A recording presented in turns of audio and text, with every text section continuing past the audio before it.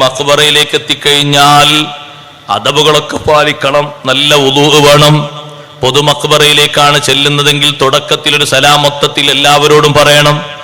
എന്നിട്ട് ഖബറിന്റെ മേലെ ചവിട്ടാതെ പതുക്കൊരു വഴിയിലൂടെ നടന്നു ചെന്ന് നീ ഉദ്ദേശിക്കുന്ന ഖബറാളി ആരാണോ അവരോട് മുഖാമുഖമായി നിന്ന് സലാം പറയണം. മനസ്സിലായോ? മുഖാമുഖമായി നിന്ന് സലാം പറ. പിന്നിന്നല്ല സലാം പറയേണ്ടത്. ഇത് വാപ്പാന്റെ ഖബറാണ്, ഇവിടെ നിന്നല്ല സലാം പറയേണ്ടത്, മുന്നിന്ന് ഇങ്ങോട്ട് സലാം. സലാം എവിടുന്ന പറയണ്ടി? മുഖം എവിടെ? അവിടെ അല്ലേ? മുന്നിന്ന് ഇങ്ങോട്ട്. ദ്വാരക്കേണ്ടത് പിന്നിന്നാണ്. സലാമും ദ്വാ ഒക്കെ പിന്നിന്നല്ല, സലാം മുന്നിന്ന്. സലാം പറഞ്ഞിട്ട് നേരെ പിറകിൽ വന്ന് നിൽക്കുക ദ്വാരക്കും. ഇതുവരെ അങ്ങനെ ചെയ്ത് നാളെ മുതൽ അങ്ങനെ ചെയ്തോളി. അങ്ങനെയാണ് അതവ്. എന്നിട്ട് തിരിച്ചു പോരുമ്പോ ദ്വാ കഴിഞ്ഞ് തിരിച്ചു പോരുമ്പോഴും മുന്നിൽ പോയിട്ട് സലാം പറഞ്ഞു പോരുക. പോകുമ്പോഴും 2 സലാമുണ്ട്, വരുമ്പോഴും 2 സലാമുണ്ട്. മനസ്സിലായോ? പോകുമ്പോ മഖ്ബറിന്റെ തുടക്കത്തിൽ നിന്നൊരു സലാം, അസ്സലാമു അലൈക്കും ദാറ ഖൗമി മുഅ്മിനീൻ വ ഇന്നാ ഇൻഷാ അല്ലാഹു ബിക്കും ലാഹിഖൂൻ.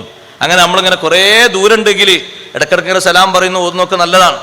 നമ്മളെ വാപ്പാക്ക് മാത്രം കിട്ടിയാൽ മതി ചിന്തിക്കരുത്. ഇങ്ങനെ പോകാണ്, ഒരു 2-3 മിനിറ്റ് നടക്കണം വാപ്പാന്റെ കബറിലേക്ക് എത്താണെങ്കിൽ.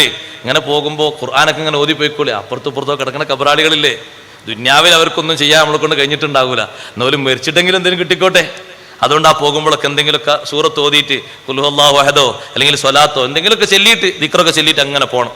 പോയിട്ട് നമ്മൾ ഉദ്ദേശിക്കുന്ന ഖബറാളിയുടെ അടുത്തെത്തുമ്പോൾ മുഖത്തോട് മുഖം നിന്ന് അസ്സലാമു അലൈക്കും, അസ്സലാമു അലൈക്കും യാ അബീ, അസ്സലാമു അലൈക്കും യാ ജദ്ദി, അസ്സലാമു അലൈക്കും യാ ഉമ്മീ, അല്ലെങ്കിൽ വലദി, അല്ലെങ്കിൽ സൗജത്തി, എന്താണോ ഉദ്ദേശിച്ചത് സലാം പറഞ്ഞിട്ട് നേരെ പിറകോട്ട് നിന്ന് ഫാത്തിഹ ഓതി നല്ലോണം ദുആ ചെയ്യുക. മഖ്ബറയിലുള്ള മൊത്തത്തിൽ എല്ലാവർക്കും ദുആ ചെയ്യുക.